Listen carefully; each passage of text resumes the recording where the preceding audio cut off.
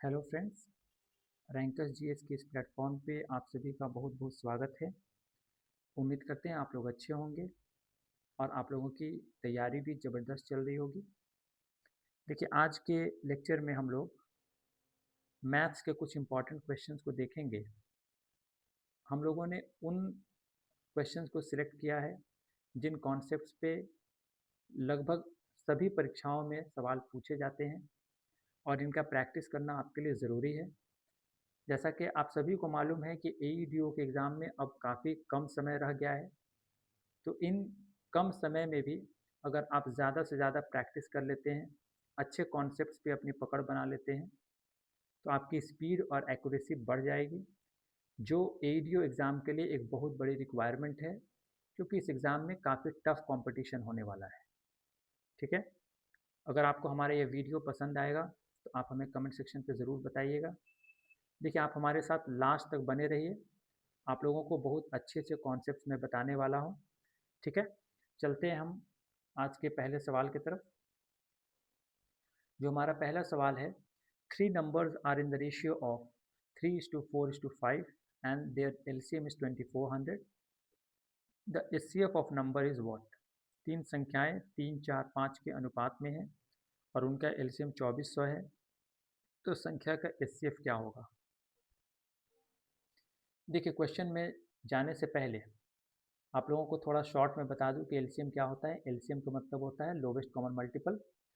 For example, अगर आपसे 5, 15 और 6 ये तीन नंबर का एलसीएम पूछा जाए, तो ये पूछा जा रहा है कि आप ये बताओ कि सबसे छोटा नंबर कौन सा होगा जिसे ये तीनों नंबर एग्जैक्टली डिवाइड करेंगे। मतलब ये हुआ कि सबसे छोटा नंबर जो इन तीनों नंबर से एग्जैक्टली डिविजिबल होगा, उसे ही एलसीएम कहते हैं। तो इसे निकालते कैसे हैं? जैसे 5 का फैक्टर 5 है सिर्फ, उसके बाद 1 है, तो 1 को हम लोग नहीं लेते हैं।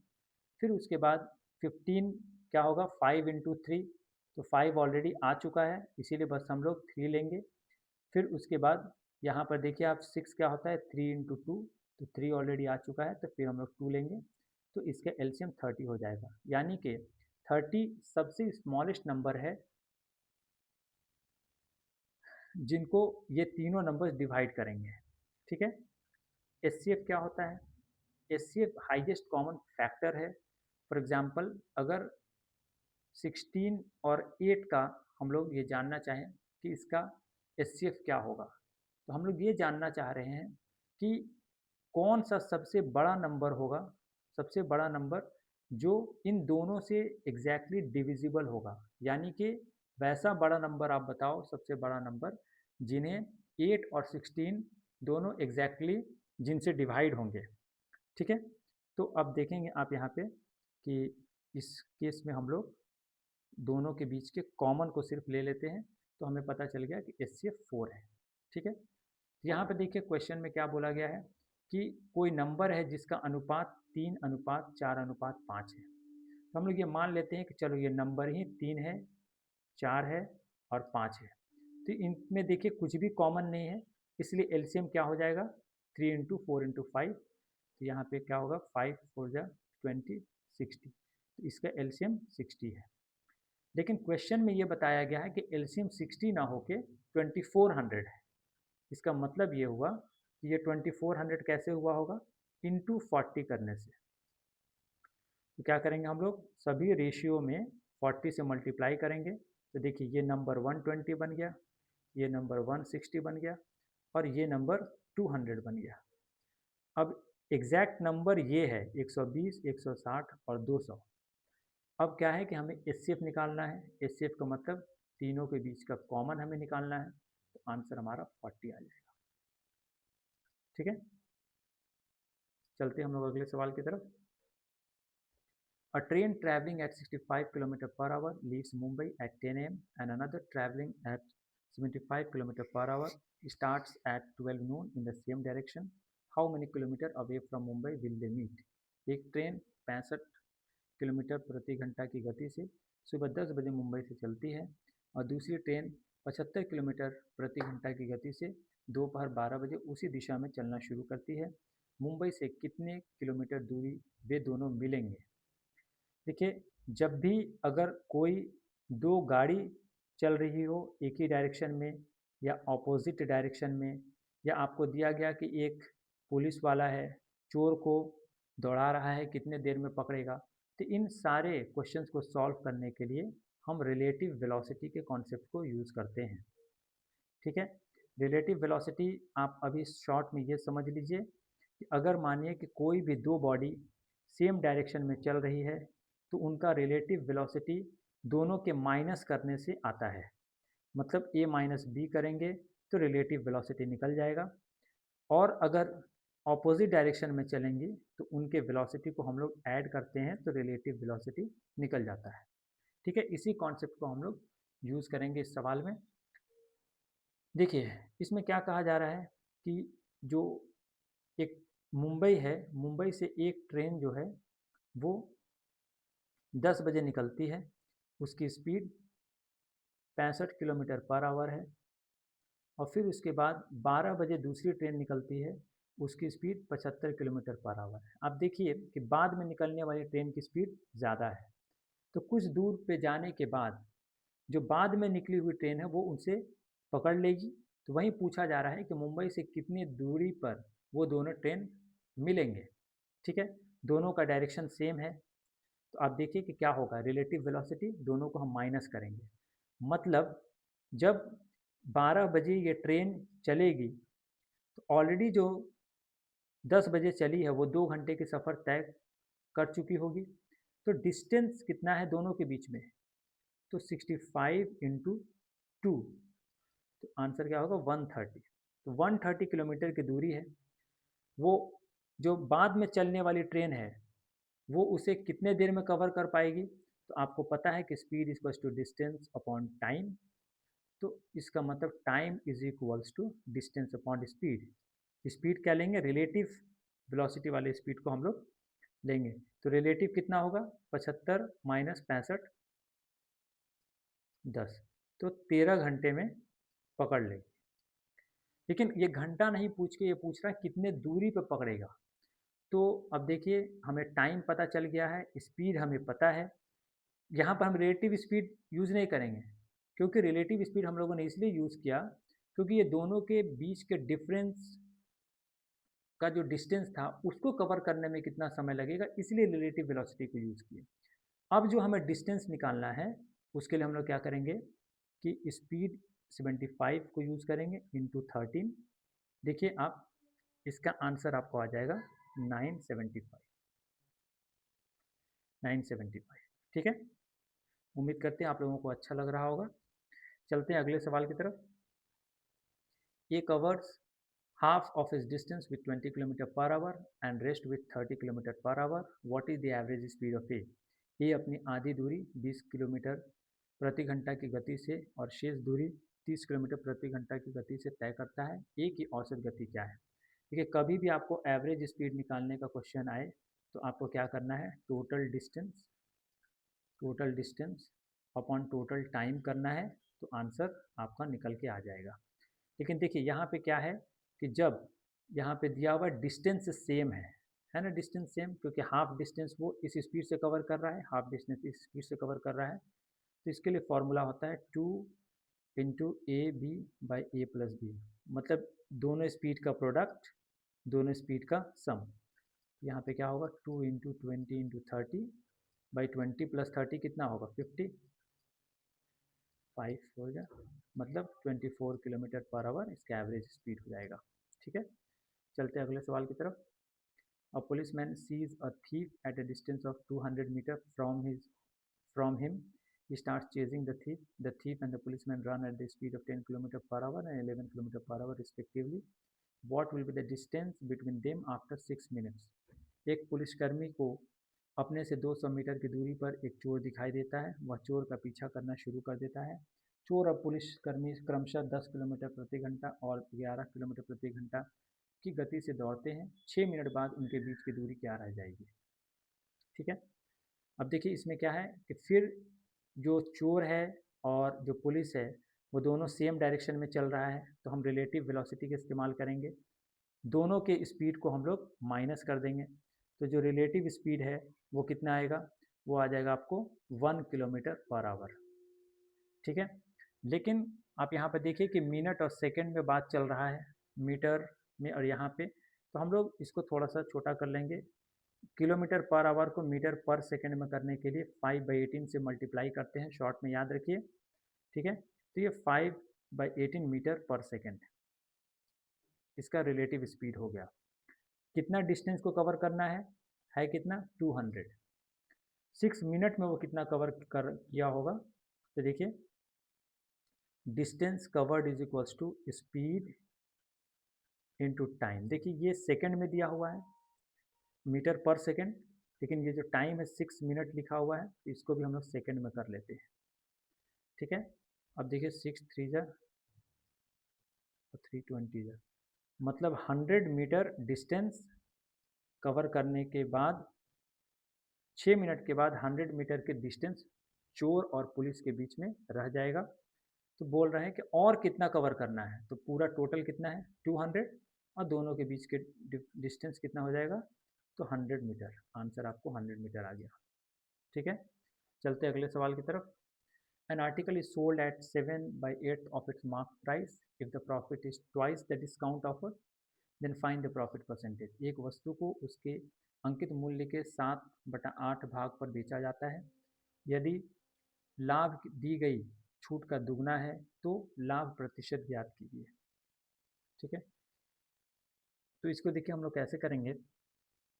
देखिए सीपी ये मार्क्ड प्राइस, ये कॉस्ट प्राइस, ये मार्क प्राइस, ये सेलिंग प्राइस।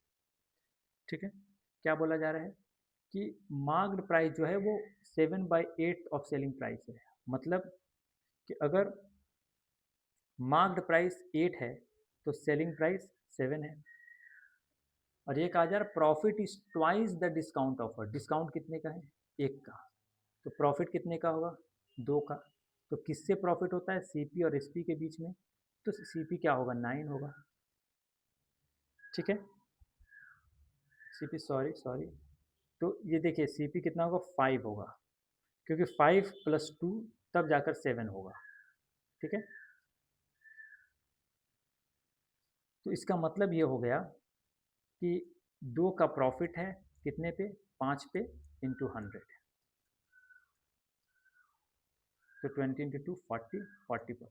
ठीक है, चलते हम लोग अगले सवाल की तरफ। देखिए अगर आप इसको 100 भी लेकर बनाएंगे तो आंसर आ जाएगा, लेकिन है कि ये शॉर्टकट मैंने आपको बताया है, इसको आप ज़रूर अप्लाई करके प्रैक्टिस कर लीजिएगा। ठीक है, चलते हम लोग अगले सवाल की तरफ।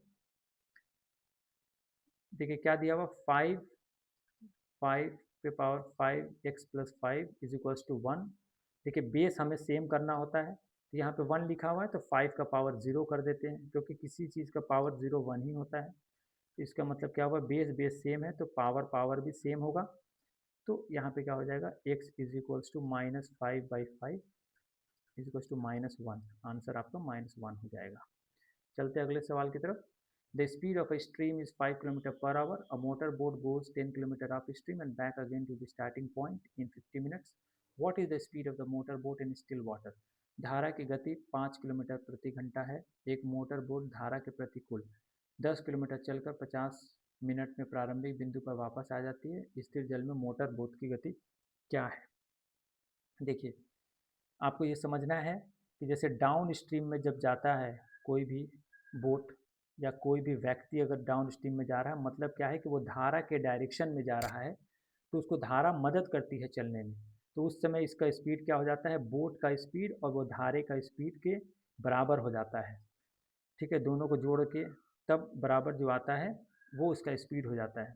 लेकिन अगर धारा के विपरीत अगर कोई भी चीज़ चल रही है तो वो बोट के स्पीड से धारा के स्पीड को माइनस करने से उसका स्पीड आता है।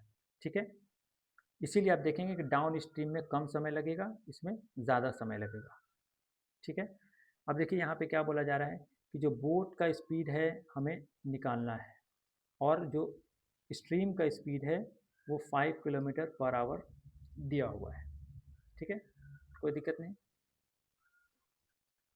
अब क्या है, ये कहा जा रहा है कि दोनों मतलब कि डाउन स्ट्रीम अप स्ट्रीम दोनों जगह कवर करके वो 50 मिनट में वापस चला आता है। इसका मतलब ये हुआ कि 10 किलोमीटर का डिस्टेंस वो इस स्पीड से और 10 किलोमीटर का डिस्टेंस इस स्पीड से वो कवर करता है और उसको कुल लगता है समय 50/60। ठीक है, 5/6। अब यहाँ पे देखिए बी का वैल्यू हम लोगों को दिया हुआ है, नहीं आर का वैल्यू दिया हुआ है, तो b+5 और b-5।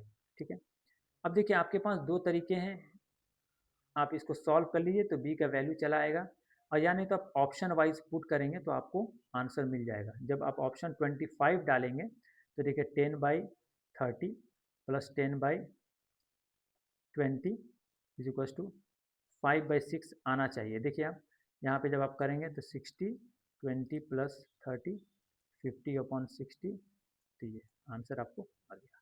ठीक है, तो जो मोटर बोट का स्पीड होगा वो 25 किलोमीटर पर आवर होगा। ठीक है, हमेशा आपको एक बार ऑप्शन से ट्राई ज़रूर करना है, क्योंकि ऑप्शन से जब आप आंसर को निकालते हैं तो आपका बहुत समय बचता है। ठीक है, चलते हैं अगले सवाल की तरफ। देखिए 8 litres petrols are drawn from the barrel containing pure petrol and is replaced with kerosene. This is repeated 3 times and the ratio of petrol and kerosene becomes 216:296। How much petrol was there initially. शुद्ध petrol वाले barrel से 8 litre petrol निकालकर उसकी जगह kerosene डाला जाता है। यह प्रक्रिया 3 बार दोहराई जाती है और पेट्रोल और केरोसिन का अनुपात 216:296 हो जाता है। शुरुआत में पेट्रोल कितना था। देखिए इसके लिए आपको एक फॉर्मूला याद रखने की ज़रूरत है। जैसे देखिए अगर ओरिजिनल क्वांटिटी आप मान लेते हैं पेट्रोल का P है, और आप इसी क्वेश्चन के हिसाब से देखिए 8 लीटर्स पेट्रोल को निकाला गया, तो रिमेनिंग क्वांटिटी कितना होगा पेट्रोल का, तो उसके लिए P-8/P, और कितने टाइम इस प्रोसेस को अप्लाई किया गया है, तो यहाँ के हिसाब से 3। ठीक है, जब आप इसे सॉल्व करेंगे तो क्या होगा, 1 P/P 1 हो जाएगा, -8/P का cube.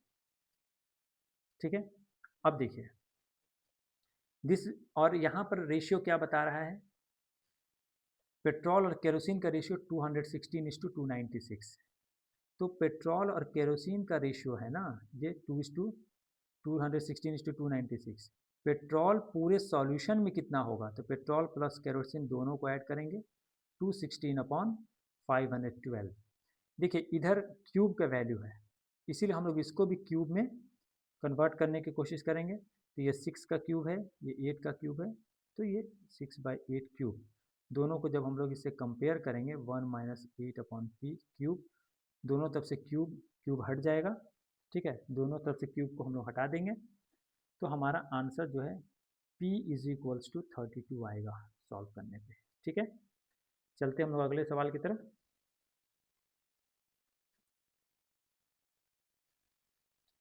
Two taps A and B together can fill a pot in 20 minutes and tap A alone can fill it in 30 minutes. Find in how much time tap B alone can fill the pot. दो नल A और B मिलकर एक बर्तन को 20 minute में भर सकते हैं और नल A अकेले इसे 30 मिनट में भर सकता है। नल B अकेले बर्तन को कितने समय में भर सकता है। ठीक है, तो देखिए कभी भी ऐसा सवाल आपको करना है तो देखिए यहाँ पे क्या है कि ए और बी दोनों मिलकर कितने देर में फिल कर रहे हैं, 20 मिनट्स में, और जो ए है उसे अकेले 30 मिनट में कर रहा है। दोनों का एलसीएम निकालिए, 60 आएगा, ये 32 × 60, ये 23 × 60। इसका मतलब क्या है, ए प्लस बी की एफिशिएंसी 3 है, ए की एफिशिएंसी 2 है, तो आप देखिए बी की एफिशिएंसी कितना होगा, 3 - 2 1 हो जाएगा। और देखिए अगर आपको टाइम कितना लगेगा मतलब किसी भी काम को कंप्लीट करने में, तो वो कैसे निकालते हैं, वर्क बाय एफिशिएंसी। वर्क कितना है 60 और एफिशिएंसी बी का कितना है 1, तो आपको 60 मिनट्स टाइम लगेगा। ठीक है, चलते हैं हम लोग अगले क्वेश्चन की तरफ। If market price of shoes is 1200 then what will be the selling price of shoes after giving 2 successive discount of 10%। ठीक है, इसमें एक मैं आपको फॉर्मूला बताऊंगा जो काफ़ी आसान होगा आपके लिए। जैसे देखिए बहुत लोग ये कन्फ्यूज़ होंगे, इसको 2 बार जब डिस्काउंट दिया है 10%, तो आप सिंपल ऐसा नहीं कर सकते कि 10% प्लस 10% मिलाकर आप 20% का डिस्काउंट लगा देंगे, तो ये आपका गलत हो जाएगा। ठीक है, इसको मैं एग्जांपल से समझाता हूँ। जैसे 100 रुपया है, उसमें अगर 10% डिस्काउंट दिया गया तो ये 90 रुपया हो गया। और फिर इस पे अगर 10% का डिस्काउंट दिया गया तो 9 रुपया कम होगा, 81 रुपया हो जाएगा। ठीक है, तो टोटल 19% का डिस्काउंट है। तो इसे समझने के लिए आप एक फॉर्मूला याद रखेंगे, जैसे जितना डिस्काउंट है -10 फिर -AB इंटू 100, -10 इंटू -10 अपॉन 100, ये क्या होगा -20 प्लस 1 -19, मतलब 19% का डिस्काउंट मिलेगा। ठीक है, तो अब पूछ रहा है कि सेलिंग प्राइस क्या होगा, तो 19% का डिस्काउंट मिलेगा, इसका मतलब क्या होगा 81% ऑफ 1200। जब इसे आप करेंगे तो 12 इंटू 81, तो आंसर क्या आएगा आपको 972। क्योंकि देखिए ऑप्शन से मैं बार बार कह रहा हूँ कि आप आंसर खोजने की कोशिश कीजिएगा, क्योंकि देखिए ये लास्ट में ज़ीरो तो आ नहीं सकता, तो ये भी नहीं होगा, ये भी नहीं होगा, ये भी नहीं होगा, आंसर आपको 972 हो जाएगा। ठीक है, चलते हैं अगले सवाल की तरफ। In how many years rupees 800 at 4% per annum compounded annually will amount to rupees 832? देखिए कभी भी आपको थोड़ा पहले ऑप्शन से किसी भी सवाल को सॉल्व करने की कोशिश करनी है। जैसे यहाँ पे देखिए, यहाँ क्या लिख रहा है कि 800 रुपीज़ है और वो 832 बन गया है, मतलब 32 का उसको इंटरेस्ट मिला है, तो कितने समय में मिला होगा।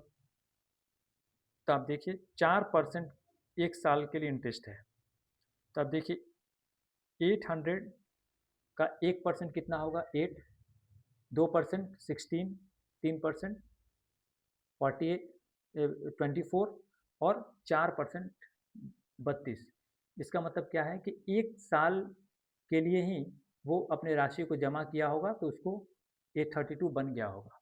ठीक है, लेकिन ये तो एक साल की बात थी, इसलिए इतनी आसानी से निकल गया, क्योंकि एक साल में सिंपल इंटरेस्ट और कंपाउंड इंटरेस्ट दोनों बराबर रहता है, उसके बाद ही उस पर फर्क पड़ता है। ठीक है, तो हम लोग आपको इसका सॉल्यूशन भी बताते हैं कि कैसे आपको करना है अगर इस तरह के सवाल आएंगे तो। जैसे देखिए यहाँ पे क्या होगा कि आप ऐसे कर सकते हैं कि देखिए आपको मालूम है कि कंपाउंड इंटरेस्ट के लिए फॉर्मूला क्या होता है, amount equal to principal 100 plus R upon 100 के पावर टाइम। ठीक है, अमाउंट कितना हो जा रहा है 832, प्रिंसिपल कितना है 800 और रेट कितना है 104, मतलब 4% रेट है, तो 100 प्लस 4 104 अपॉन 100 पावर टी। ठीक है, कितने टाइम में होगा यही पूछ रहा है। तो देखिए 832 बाई 800 इज इक्वल्स टू, जब अंदर को आप कट करेंगे तो 26 अपॉन 25 आएगा, 426 जा और 425 जा। ठीक है, और जब इसे भी आप कट करेंगे तो देखिए आप 26 अपॉन 25 आएगा। ठीक है, तो अब देखिए यहाँ पे जब कंपेयर करेंगे आप तो टी का वैल्यू कितना निकल कर आएगा 1, इसीलिए आंसर यहाँ पे 1 होगा। ठीक है, चलते हैं अगले सवाल की तरफ। The HCF of two number is 5, LCM is 200, if one of the number is 25 the other is. ऐसे सवाल हम करते हैं, HCF into LCM is equals to product of number. ठीक है, तो HCF कितना है 5, LCM कितना है 200, एक नंबर कितना है 25, तो दूसरा कितना होगा, x ले लिया मैंने, तो x की वैल्यू क्या होगी 25 इंटू 8, आंसर इज टू 40। ठीक है, चलते हम लोग अगले सवाल की तरफ। देखिए if 24 men working 20 10 hours can do a work in 20 days, how many more men required for the twice of work working 10 hours in 16 days?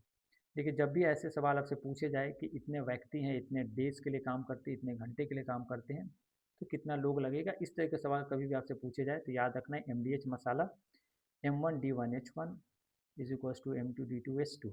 ठीक है, तो देखिए 24 इंटू 10 इंटू 20, ट्वाइस वर्क करना है, इसीलिए मैं इंटू 2 कर रहा हूँ। ठीक है, यहाँ पे देखिए लिखा हुआ है ट्वाइस करना है, दुगना काम करना है, is equal to 10 into 16 into x. ठीक है, जब इसे आप ये करेंगे ये कट हो जाएगा, फिर उसके बाद 8 2 जा 16, 8 3 जा 24, और उसके बाद 2 2 भी कट गया। ठीक है, तो x इज इक्वल्स टू 60 हो जाएगा, मतलब 60 लोगों की कुल ज़रूरत होगी, 24 लोग काम कर रहे हैं, और कितने लोगों की ज़रूरत होगा, तो 60 minus 24 is equals to 36, answer आपको 36 हो जाएगा। ठीक है, चलते हैं अगले सवाल की तरफ। देखिए हम लोग थोड़ा जल्दी जल्दी इसलिए कर रहे हैं कि हमारा पर्पस ये है कि कम समय में आपको ज़्यादा चीज़ों को बता सकूं। अगर आप लोगों को नहीं समझ में आ रहा तो एक बार फिर से ज़रूर वीडियो को देखिएगा, आपको समझ में आ जाएगा। ठीक है, चलते हम लोग नेक्स्ट क्वेश्चन की तरफ। A wholesaler gives 20 oranges to the retailer at MRP of 16 oranges. If the retailer sells all the oranges at MRP, find his percentage profit. एक थोक विक्रेता खुदरा विक्रेता को 16 संतरे के अधिकतम खुदरा मूल्य पर 20 संतरे देता है। यदि खुदरा विक्रेता सभी संतरे अधिकतम खुदरा मूल्य पर बेचता है तो उसका प्रतिशत लाभ ज्ञात कीजिए। ठीक है, तो आपको क्या करना है कि कॉस्ट प्राइस को आपको मान लेना है ₹1। ठीक है, मैंने पहले भी बताया है आपको। तो देखिए क्या हो रहा है कि ये जो है 20 ऑरेंजेस इसको कितने रुपए में मिल रहा है रिटेलर को? रिटेलर को 16 रुपये में, और वो बेच कितना में रहा है? सेलिंग प्राइस ऑफ 20 ऑरेंजेस, ये बेच कितने में रहा है? 20 रुपये में। तो प्रॉफिट कितना होगा? 4/16 इंटू 100। ठीक है, 4 4 जा 16, 25% का प्रॉफिट होगा। ठीक है, चलते हम लोग अगले सवाल की तरफ। ठीक है, is a simple interest on a certain sum at 3% per annum for 2 years and for 3 years differ by 396. Find the principal amount. यदि किसी निश्चित राशि पर 3% प्रति वर्ष की दर से 2 वर्ष और 3 वर्ष के लिए साधारण ब्याज में 396 का अंतर है तो मूलधन ज्ञात कीजिए। अधिकतम खुदरा मूल्य पर बेचता है तो उसका प्रतिशत लाभ ज्ञात कीजिए। इसको हटाइए, ये नहीं ये वाला है। ठीक है, मूलधन खाली ज्ञात करना है। ठीक है, यहाँ पर आप देखेंगे कि देखिए क्या है कि 2 साल का सिंपल इंटरेस्ट और 3 साल के सिंपल इंटरेस्ट में डिफरेंस इतना है, मतलब 1 साल का जो सिंपल इंटरेस्ट है वो 396 है। सिंपल सी बात है। ठीक है, 1 साल का जो सिंपल इंटरेस्ट है वो 396 है। अच्छा देखिए, और कितना परसेंट है? 3% है, तो 3% की वैल्यू 396 है, तो 100% की वैल्यू कितने होगी? वही तो प्रिंसिपल अमाउंट होगा। 396/3 इंटू 100, 3 13 जा 3 2 जा, तो 13200 आंसर हो जाएगा। ठीक है, चलते हम लोग अगले सवाल की तरफ। देखिए, walking at 4/5 of his usual speed, a man is 12 minute late for his office. What is the usual time taken by him to cover that distance. अपनी सामान्य गति के 4/4 भाग से चलते हुए एक आदमी अपने कार्यालय के लिए 12 मिनट देर से पहुंचता है। वह दूरी तय करने में उसे सामान्यतः कितना समय लगता है? देखिए, आपको एक चीज़ ये मैं बताता हूँ कि speed is to distance upon time होता है, लेकिन देखिए डिस्टेंस यहाँ पे क्या है? कांस्टेंट है, क्योंकि ऑफिस की दूरी हमेशा के लिए बराबर है। तो इस केस में क्या होगा कि S is inversely proportional to T, मतलब स्पीड कम होगा तो टाइम ज़्यादा होगा, टाइम ज़्यादा लगेगा। ठीक है, तो अब जैसे देखिए यहाँ पे क्या है कि पहले और बाद में, तो स्पीड को देखिए आप, स्पीड और फिर टाइम। ठीक है, अगर पहले अगर इसका स्पीड 5 था तो अब 4 के स्पीड से चलने लगा, तो टाइम क्या होगा? Inversely proportional 4:5। तो टाइम यहाँ पे कितना एक ज़्यादा लग रहा है, लेकिन इसे बताया जा रहा है कि ये 12 मिनट ज़्यादा है। तो यूजुअल टाइम कितना लगता था, इसे भी आप 12 से मल्टीप्लाई कर दीजिए तो आपको आंसर आ जाएगा 12 4 48 मिनट्स। ठीक है, चलते हैं अगले क्वेश्चन की तरफ। The speed of the train is 15 metre per second. The train crosses a platform having a length of 300 metre in 35 second. ठीक है, find the length of the train. Train की गति 15 मीटर प्रति सेकेंड है। Train 300 metre लंबे platform को 35 second में पार करती है। ट्रेन की लंबाई ज्ञात कीजिए। देखिए speed equals to distance upon time से ही ये बनेगा, लेकिन डिस्टेंस में क्या है, आपको ट्रेन का लेंथ ले लेना है प्लस प्लेटफॉर्म का लेंथ ले लेना है। ठीक है, तो यहाँ पे देखिए स्पीड कितना है 15, डिस्टेंस क्या हो जाएगा आपको 300 प्लस ट्रेन का लेंथ निकालना है अपॉन टाइम कितना 35। ठीक है, तो इसको देखिए 15 into 35 minus 300 is equals to T, यही लेंथ ऑफ ट्रेन होगा। तो आप यहाँ पे देखिए 15 इंटू 35 कितना होगा 525 माइनस 300, आंसर हो जाएगा आपको 225। ठीक है, चलते हैं अगले क्वेश्चन की तरफ। If the volume of the sphere is 4851 centimetre cube then find the surface area of the sphere. यदि गोले का आयतन 4851 सेंटीमीटर क्यूब है तो गोले का पृष्ठीय क्षेत्रफल ज्ञात कीजिए। आपको पता है कि वॉल्यूम ऑफ स्फीयर कितना होता है 4/3 पाई आर क्यूब, और जो सरफेस एरिया है वो कितना होता है 4 पाई आर स्क्वायर। ठीक है, तो यहाँ पे देखिए दिया हुआ 4/3 पाई आर क्यूब की वैल्यू कितने दी हुई है 4/3, पाई का वैल्यू 22/7 होता है, आर क्यूब इक्वल टू 4851। यहाँ से हम लोग आर की वैल्यू निकालेंगे।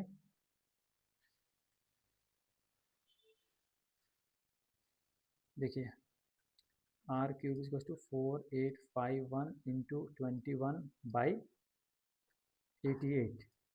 ठीक है, 11 8 ज़ा 88, 11 4 ज़ा 44, 11 4 ज़ा 44 फिर 1, और ये 441 21 का स्क्वायर होता है। इसका मतलब ये हुआ कि R cube is equals to 21 into 21 into 21, और 8 जो है वो 2 का क्यूब होता है। तो जब क्यूब का वैल्यू इतना है तो आर का वैल्यू 21/2 होगा। ठीक है, अब इसको हम लोग इस फॉर्मूले में पुट करेंगे आर का वैल्यू को, तो हमारा आंसर आ जाएगा 22/7 इंटू 21/2 इंटू 21/2, 7 3 जा 22, 21, 2 2 4 कट गया, 21 इंटू 22, यही आंसर होगा। 20 गलत हो रहा है कहीं पर, मैंने कुछ गड़बड़ कर दिया, कुछ छूट, यहाँ 21 नहीं बल्कि 63 इंटू 22। ठीक है, तो 63 इंटू 22 आपको आंसर मिल जाएगा।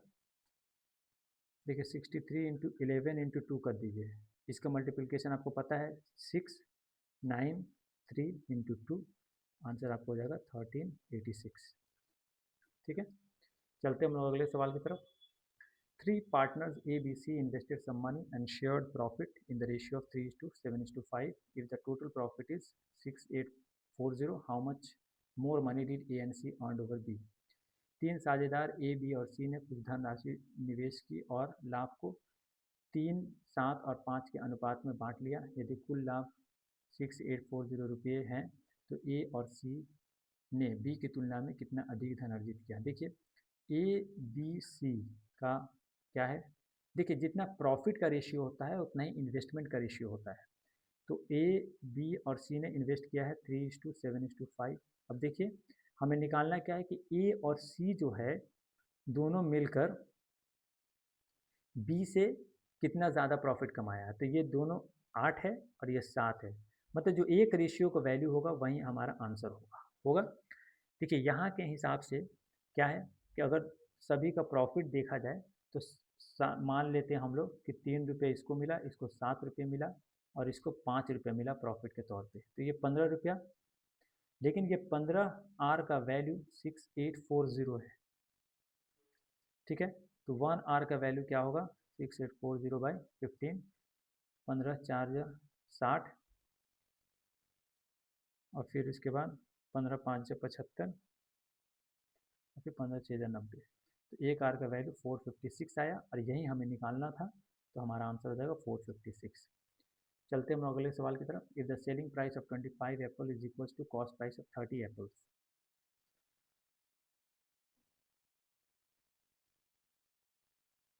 ठीक है, फाइंड द लॉस और प्रॉफिट परसेंटेज।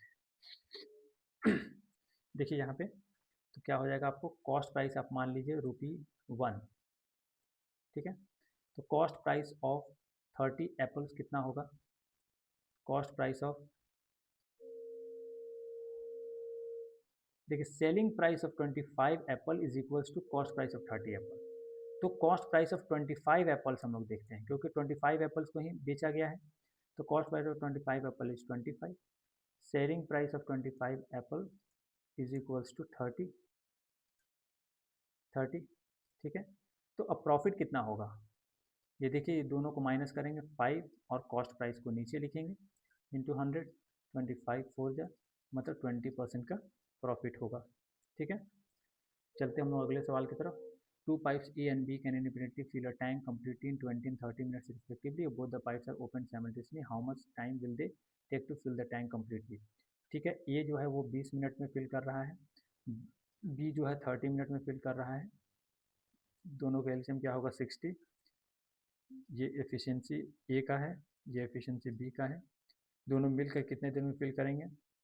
दोनों को एफिशिएंसी को प्लस करके वर्क से डिवाइड कर, वर्क को उसके एफिशिएंसी से डिवाइड करेंगे, 60/5, आंसर हमारा आ जाएगा 12, ठीक है। चलते अगले सवाल की तरफ। Aman took loan from the bank at the rate of 6% per annum simple interest. After 5 years he had to pay ₹1080 interest. The principal amount borrowed by him was। अमन ने बैंक से 6% वार्षिक साधारण ब्याज दर पर ऋण लिया।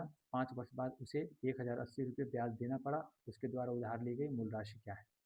देखिए, सिंपल इंटरेस्ट में क्या है कि हर साल का जो इंटरेस्ट है वो बराबर रहता है।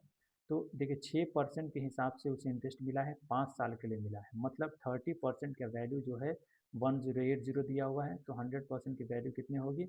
1080/30 इंटू 100, ठीक है। 3 3 ज़ा 9, 3 6 ज़ा 18। तो देखिए यहाँ पे 3600 रुपया आंसर हो जाएगा, ठीक है।